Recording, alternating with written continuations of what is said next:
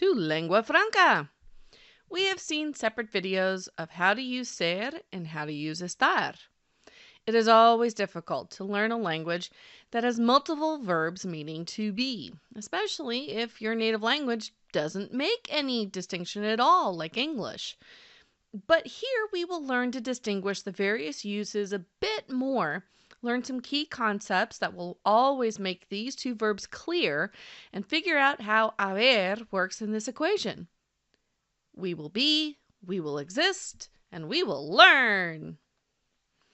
As mentioned in the respective videos, ser is closely associated with identity, while estar is closely associated with the state of someone or something. There is a long list for each of these verbs as to when to use each one. These lists are good, and you have studied them before, but how can we condense all of this information into something that works regardless of the person or thing that we are describing? Well, how about this as an alternative?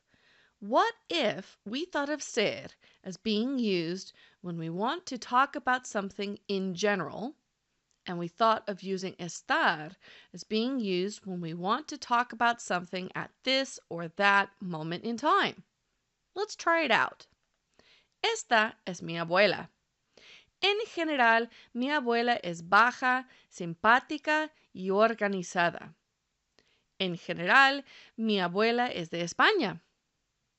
En general, mi abuela es la madre de mi madre. Pero ahora mismo mi abuela está enojada porque mi hermano se comporta mal. Ahora mismo mi abuela está cansada porque no durmió mucho anoche. Ahora mismo mi abuela está en la cocina. In this way, we are able to condense all of these uses of ser and estar. Makes sense, right? Let's try another one. Las pupusas. Saying las pupusas son ricas is talking about the dish in general, the recipe in general. Not any specific making of the dish, but the concept in general. Contrast this with las pupusas están ricas. Now we are talking about the dish right now, meaning the dish in front of you, or this preparation of the recipe. Ahora mismo están ricas. If you keep these two phrases in mind, you will never go wrong with your usage of ser and estar.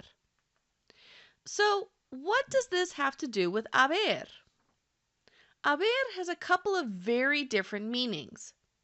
One of them we will see in later videos on the perfect forms.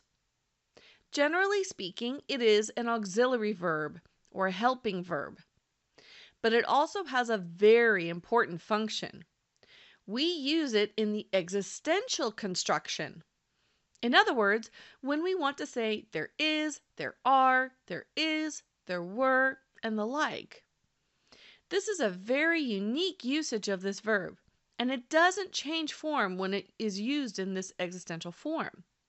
In fact, most students make the mistake of trying to use ser or estar for this type of construction, but that is just not acceptable. This comparison and contrast of ser and estar can be difficult to remember. This really does take a lot of practice. The same is true in remembering to use haber correctly in these existential constructions. The good news is that we use these verbs all the time. Easy peasy, right? If you need more practice, we do have some great resources on our resources page at linguafranca.us. Please like this video and leave any comments or questions that you have. Don't forget to subscribe to Lengua Franca's YouTube channel, which has more videos on Spanish grammar and much more. Oh, and please check out our Patreon page if you're at all interested in supporting us in our work. Hasta pronto. Adiós.